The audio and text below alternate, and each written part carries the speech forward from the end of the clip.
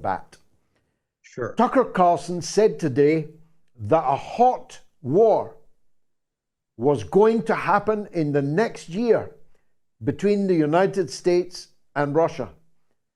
Now, having seen Oppenheimer, I'm pretty damned anxious about that. Do you share Tucker's view on it? So, thank you for having me. It's good to be on your show. A lot of mutual friends wanted us to get together, so it's good we're here.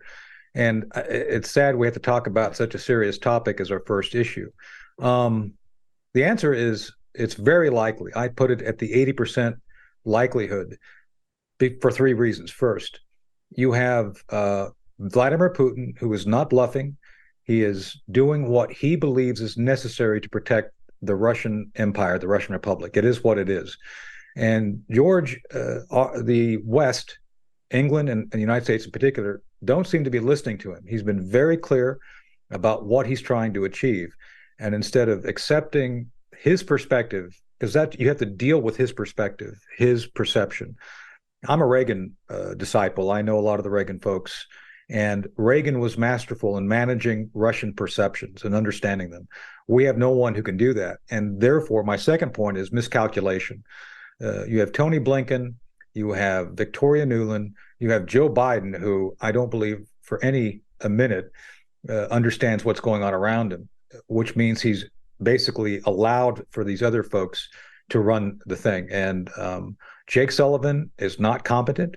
One of the reasons you've seen such horrendous mistakes in the so-called offensive in Ukraine, which is by all accounts failed. I've said it publicly. It has not worked. It's not going to work. Is that the West, the United States, leading NATO, continues to do things to only show weakness, to demonstrate weakness, and encourage Putin to think he can get away with things. So the issue is more about what does Putin want to do, because there's no leverage by NATO. And NATO is a boys' club at this point, George. You know, I've went to Warwick University back in 2016, lectured a little bit at their question time about what I saw coming out of Brexit. One of the things I said they should do is look at NATO to revitalize it. They've not revitalized anything in NATO over the past 6 years. They've made it weaker.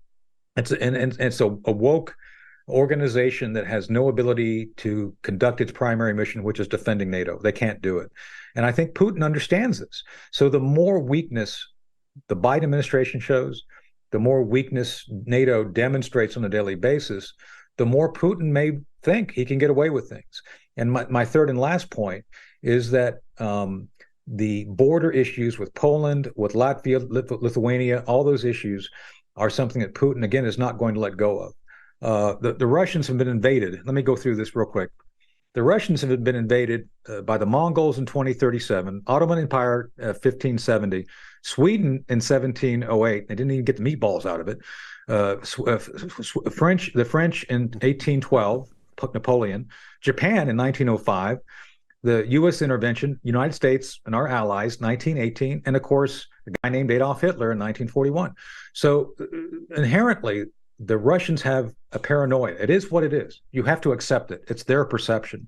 And because, George, no one can understand their perspective, or no one's willing to listen to them, yeah, I think it's very possible that the West is going to continue to be tone deaf. There's going to be a miscalculation, and someone ends up in a nuclear exchange, which is my biggest concern at this point. Mine too. Now, I was only a boy soldier. You